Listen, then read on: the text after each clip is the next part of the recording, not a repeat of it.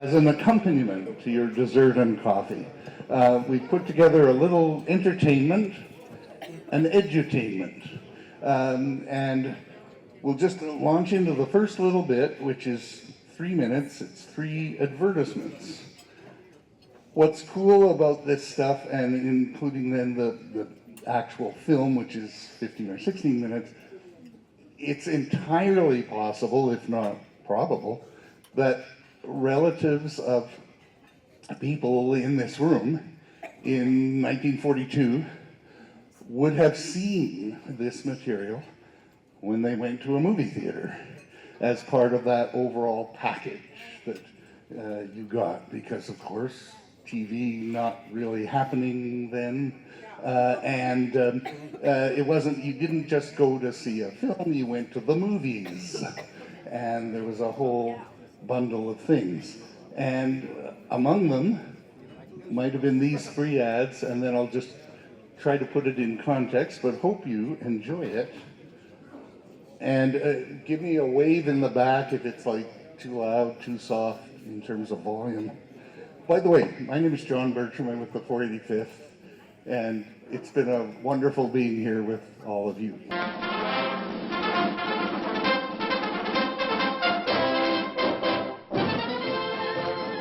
There's a seat on that flying fortress for an adventurous young man, a healthy and patriotic young man, anxious and willing to learn to pilot a ship, operate a bomb site, or plot a mission over enemy territory.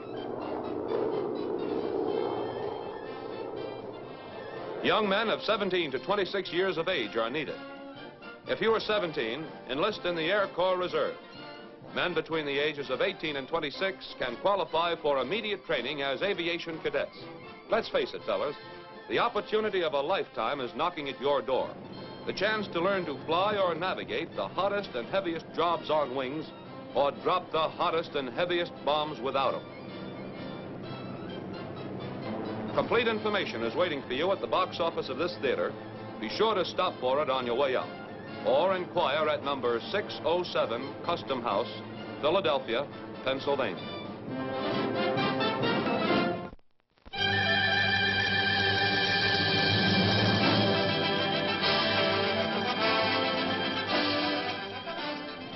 This is an Army trainer.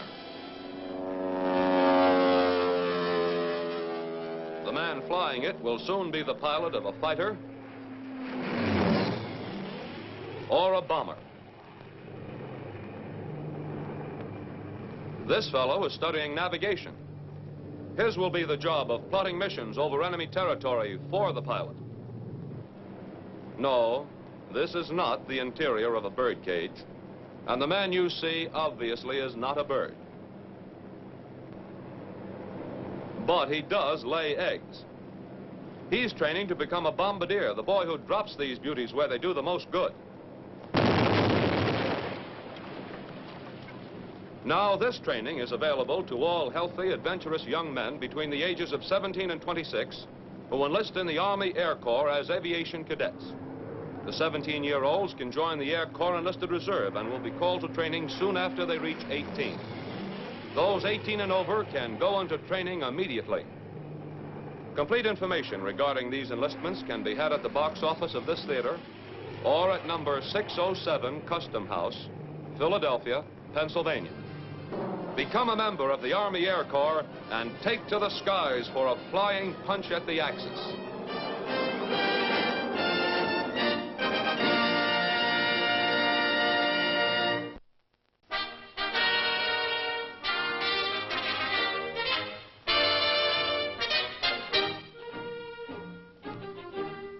Believe it or not, this is a classroom. And these are the students, future pilots, navigators, and bombardiers of the Army Air Forces. The boys who are needed to command the air over enemy territory, to keep the invasion smashing on its way. Every healthy and patriotic man between 17 and 26 is eligible to become one of these students. If you are 17 years old, join the Air Corps Reserve. Men 18 to 26 may enlist for immediate training as aviation cadets. Don't delay. There's plenty of work to be done, and you might be just the boy to do it. Enlist at once and let the Air Corps instructors show you how. On your way out of the theater, inquire at the box office for complete information. Or visit number 607 Custom House, Philadelphia, Pennsylvania. Remember, that's 607 Custom House, Philadelphia. So that is one category of films that just put them all in one big category of World War II films that were produced during World War II. So to give a little context, if I can get my screen to behave here, I'll just blast through parts of a presentation I've given. So for most of us, these are the kind of films we're used to seeing, which were made after the war. Many based on or inspired by true stories, with varying degrees of fidelity to the original story. Some of them just straight dramas, but in the context of something that actually happened. But I'm particularly interested in the things that were made while the war was on. And the categories there are, we've got full-length features,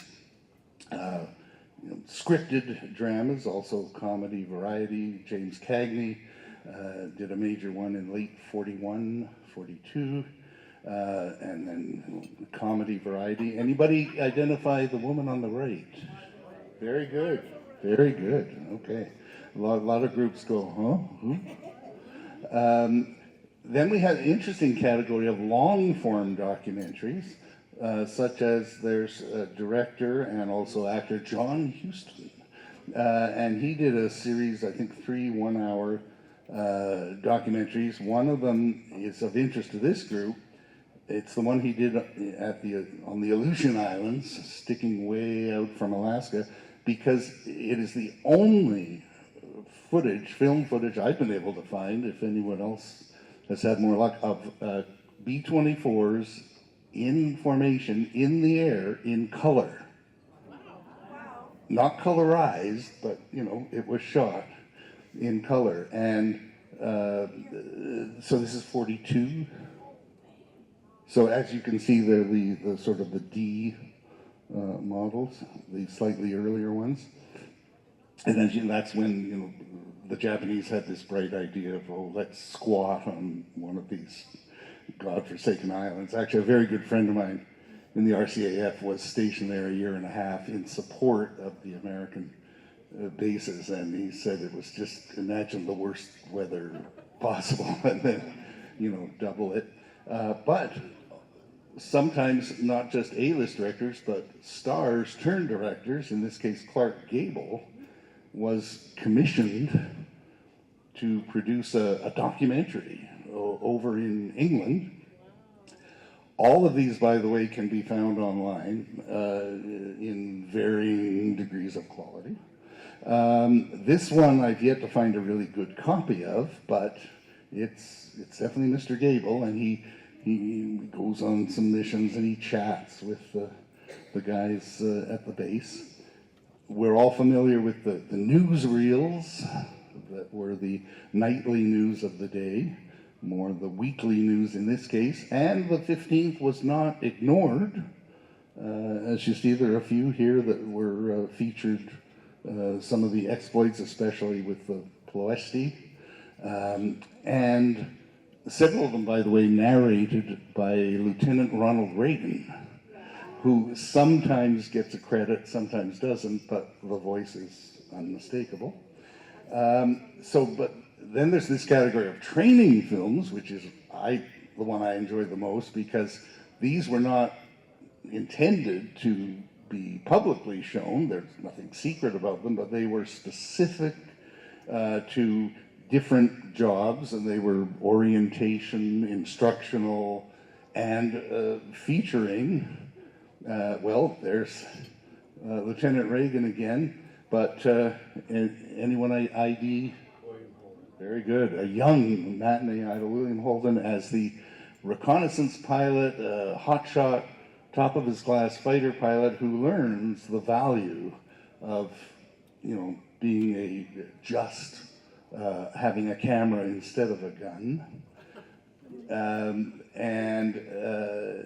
Do we know who this rear gunner is?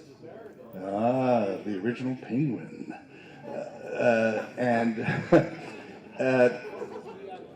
This is a particularly interesting one, has a lot of scenes of aerial gunnery training, in both classroom and, as you see here, out in the field. But he gets his chance, and Mr. Reagan, again, is the pilot of the plane in a smaller role, but Pee Wee Williams is the character name, and he saves the day. And once again, this one is very much an instructional film on identifying in the Pacific the Japanese Zero. It's got animation, it's got narration, but it also has a storyline where this pilot has failed to bone up on his aircraft identification and almost pays a price. But of all these, the Oscar went to, and this is literally true, the Oscar for short documentary, or documentary short subject in, I guess, 42, was a recruiting film with the ever-beloved Jimmy Stewart. And that's what we're going to look at now, if you'd care to have a peek. There he is, and as I'm sure many of you know, he distinguished himself flying Liberators. Not that I'm prejudiced to that plane. And then went on to be, a 12-star brigadier general. He rose through the ranks. So, and a bit of trivia. This was directed mostly by a director named Michael Curtiz, who did a few minor films like Casablanca, several Errol Flynn adventures. He was one of the top studio directors, but his name is not as well known as some of your Hitchcocks and whatnot. But let's have a look and pay. I'm going to ask you just to pay close attention in the middle to a little scene demonstrating the particular allure of an Air Force uniform compared to those, Army, Navy, those rags they had to wear in the other services.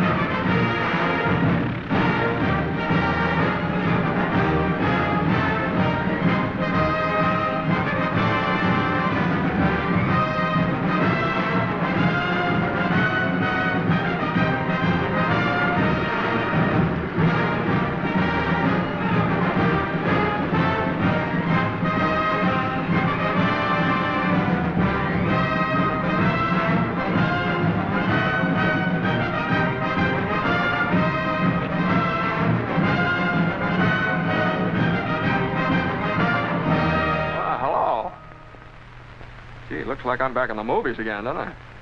Well, as a matter of fact, I like to do some talking. Don't go away until I get this thing off.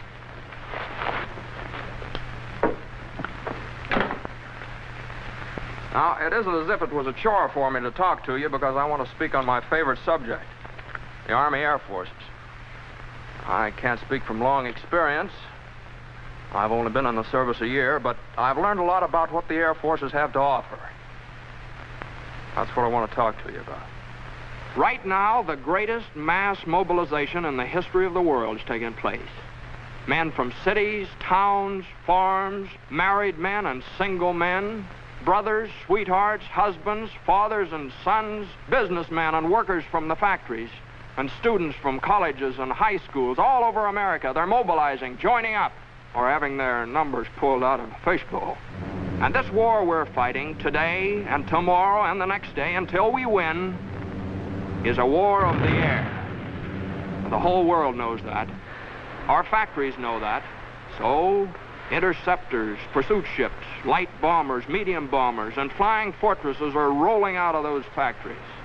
65,000 fighting planes this year, 100,000 fighting planes next year. And to keep them flying, 2 million men. Now that's where you come in.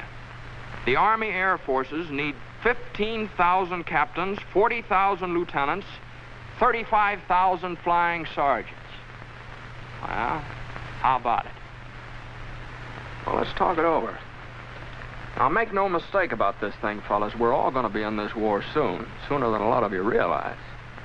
And nearly all the officers of this great Army Air Force that they're building today are going to be drawn from the ranks of you men, from high schools and colleges, those who join as aviation cadets now. Well, now, before I go any further, are there any questions? Yeah, sure, I've got a question. Okay, shoot. Well, I'd like to join up, but I've got about a year of college left, and I'd kind of like to get that diploma. Well, why not? The Air Forces want you to get your diploma.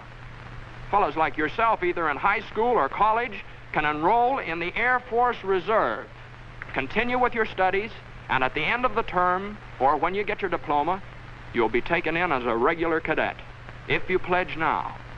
Well, thanks. Okay, don't mention it. Hey, I'd like to make the Air Force, but I'm no brainstorm. My grades aren't exactly what they should be. I hear it's tough to get in. Not anymore, it is. And that blocked letter you're sporting, that tells me a lot.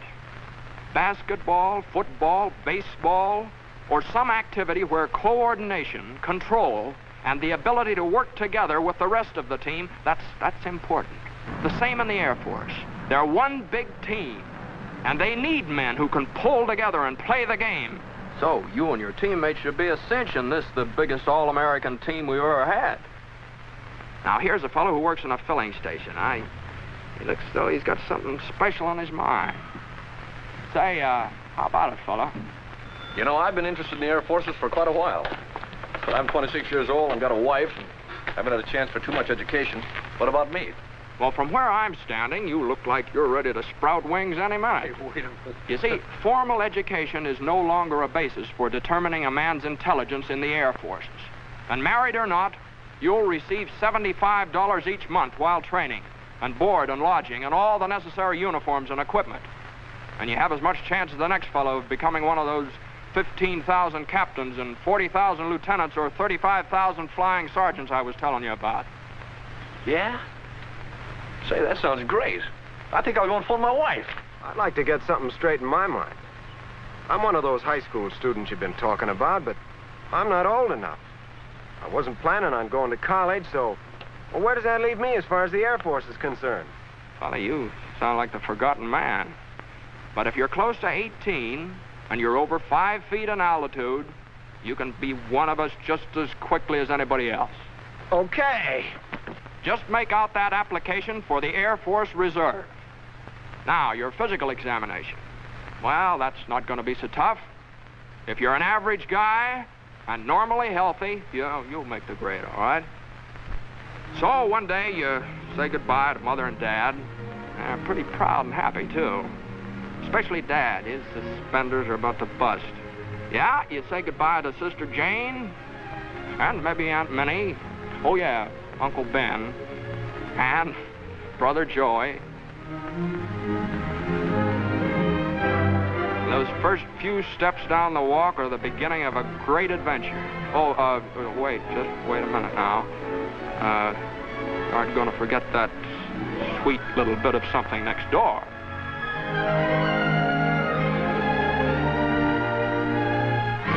And you're on the train with a lot of other fellas. Probably many from your own school or neighborhood. Oh, yeah, I forgot to say, Uncle Sam bought your ticket. And your destination reads any one of a number of reception centers, maybe in California, maybe down in Texas. It's here that lasting friendships are made because you and your teammates are aiming for the same goal. That big, beautiful, wonderful V that spells victory. And now it begins. Now, here's a sort of a composite picture of what happens to you in the first few weeks of your aviation cadet training. You find your room, meet your roommate, get a haircut, Army style, and try on a new pair of shoes and a new uniform that really fits. Then, time to eat. Those chops are on the fire. You eat with a few hundred other guys just as hungry as you are. In ground school, officers with years of experience patiently explain what makes them fly. And then one day, when class is over, you get all rigged out in what the well-dressed birdman will wear. You feel like quite a guy as you meet your flying instructor. But always in your memory will be the thrill of that first beautiful morning when you took off for the first time. Now, what you're going to see next isn't considered exactly a part of the regular training course. But you're a chump if you don't include it in your curriculum.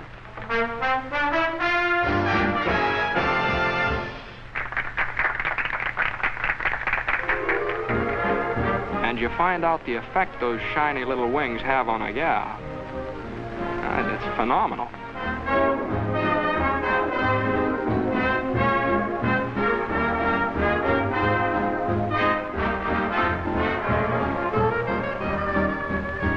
And now, mister, take the air. And he did. Well, time has marched on. And here you are, cruising along in a BT. That's basic trainer to you. And twisting your tail into a few acrobatics and loops and barrel rolls and snap rolls. Some fun, huh?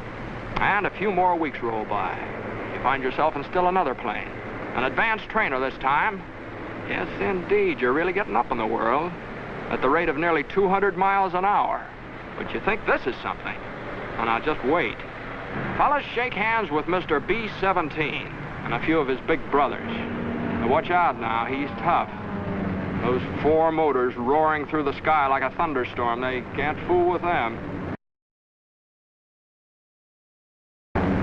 American workmen, the finest master mechanics in the world, put those motors together. Made them live, made them breathe, made them roar. Yes, sir, a whole army of workmen, designers, engineers, and just plain guys who wanted to do something for their country. They put that B-17 together. A few thousand of these babies will win this war for us, and a few thousand guys like you in there flying them.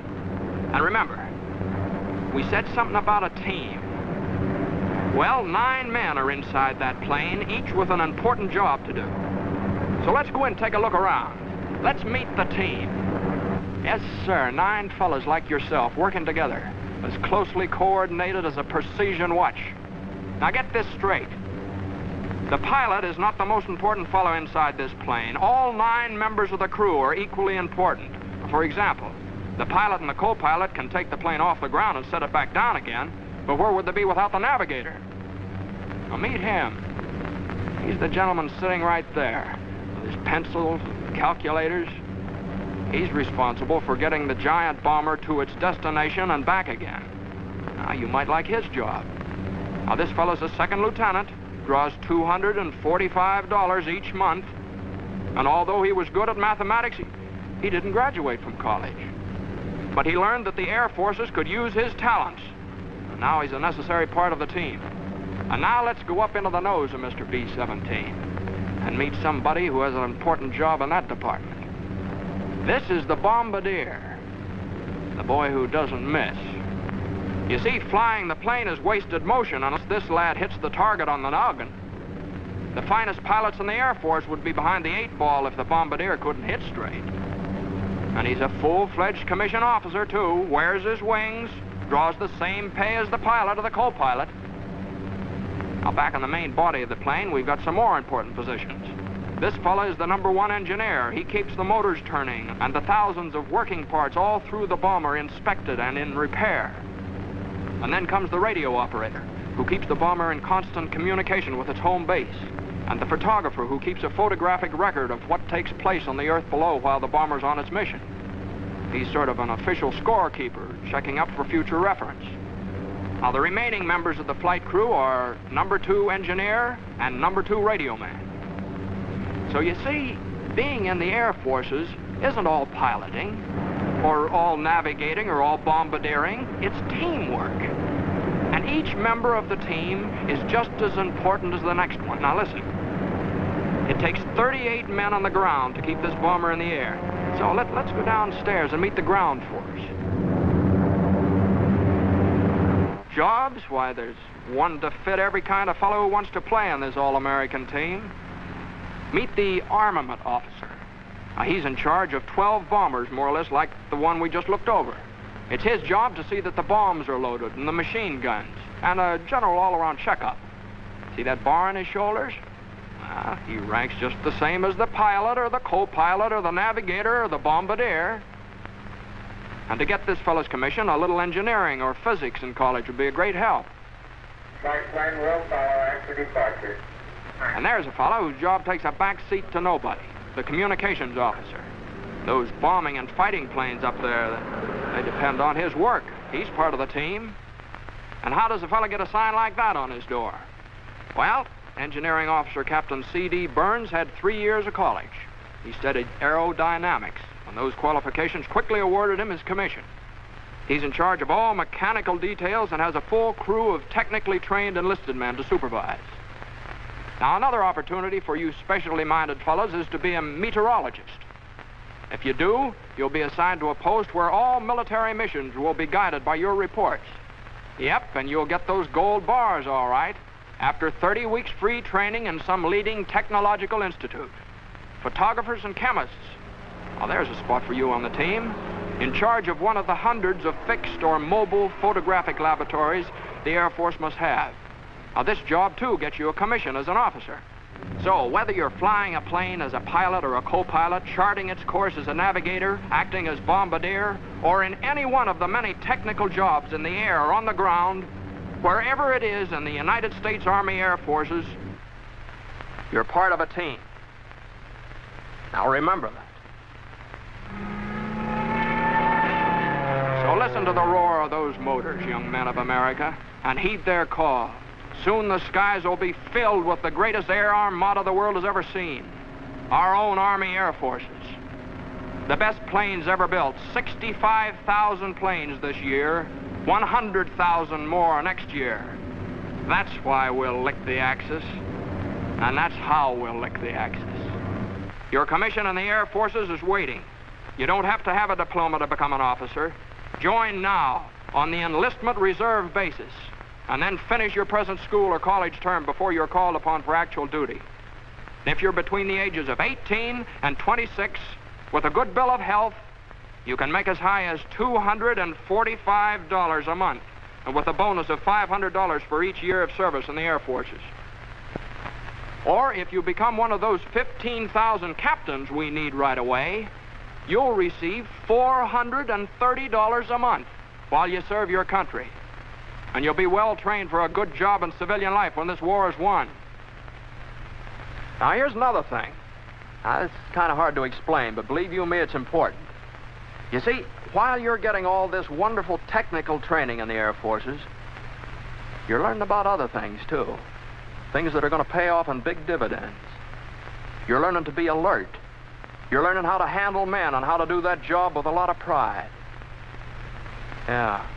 You're learning about courage, too. But you'll know what I mean, and I hope soon, because the Air Forces are proud to think that you might be with them.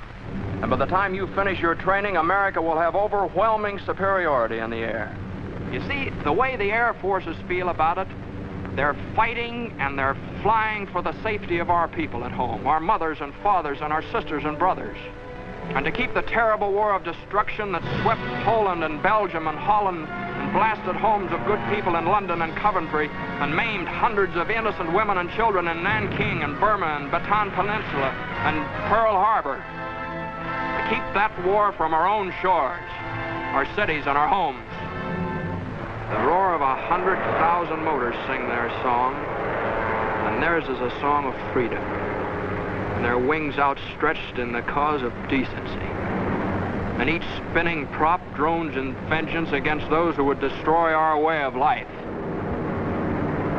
But somebody's got to fly 'em. A lot of somebodies have got to fly 'em. Now, this is your place. This is where you'll serve America best.